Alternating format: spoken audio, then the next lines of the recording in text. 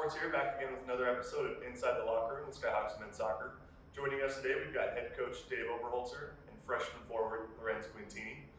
Coach, last week we went down to Texas, had a couple of draws and some tough opponents. Talk to you about the week and how those matches went. Tough road trip, long travel days. Definitely hot out in Texas.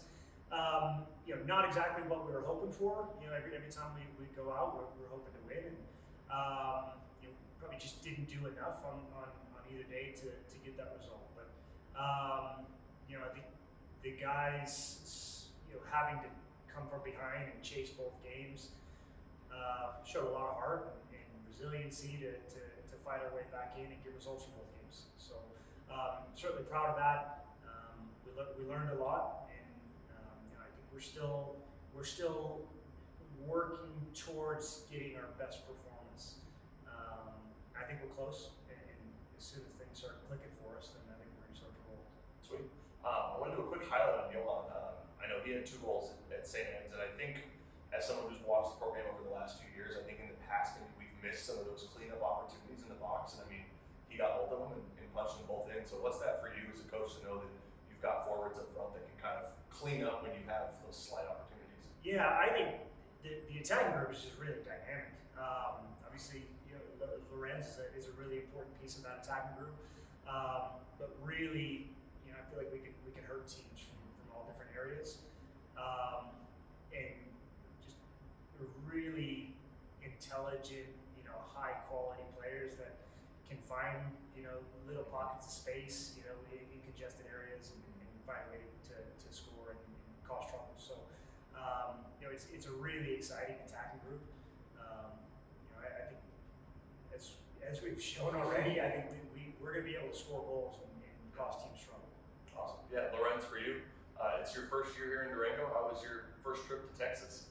Yeah, it was a good trip, but it was so long. But the 2 games was were good. But I think last week we were exchanging, and we wait to concede 1 goal before start to play, and because the both second half was very better than first half, so I think this week will be better. Yeah. And I hope. Yeah. Last week, obviously against Lubbock Christian, you scored the game winner there in the 89th minute. What was that like for you, getting your first collegiate goal under your belt? Yeah.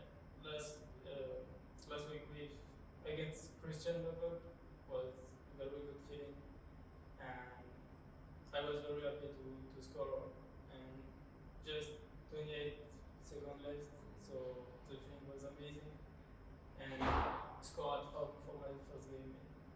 Very good feeling on top speed.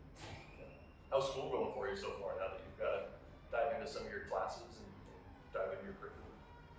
Yeah, school is good, but I mean, the teacher are very nice, so the adaptation is more easy than in France. It's not the same mentality. Mm-hmm. So.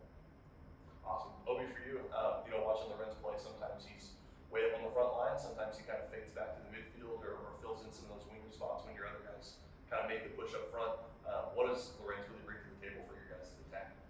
Yeah, I think first and foremost, like the mentality, the effort, the attitude, a willingness to press, from a defensive standpoint and make it difficult on the opposition, and then just a lot of quality. We already talked about just the attacking group in general and the quality there, but Lorenz is super versatile, and he can hold the ball up and allow the midfield to join and get forward. He can face forward, beat defenders one-on-one. He can do a lot of things. So it's been a great impact in addition to the team, and excited to see him and the rest of the team continue to grow.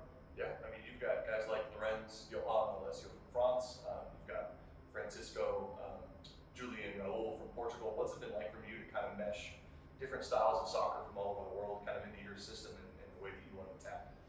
I think the the way that we try to play, is something that we want high IQ guys in the team, and these guys certainly fit into that category. So, I think it's also a really enjoyable style of play. We want to have the ball, we want to control the game through having the ball, and the technical ability that's required to do that as well. These guys all have. So I think it's really enjoyable. It's enjoyable for me to watch these guys play and try to execute the things that we're talking about. So, like I said, I think we're really close. We're still just kind of figuring out some things, but as soon as it starts to click, then I think we're going to be off and running. Sweet. Lorenz, we'll kind of go off campus for a minute. What's your favorite place in Durango, whether it's to eat or go hang out? In Durango, for it, it's my favorite place. It's Applebee's because in entrance, they are boneless. Boneless wing. Yeah, it's. That's awesome.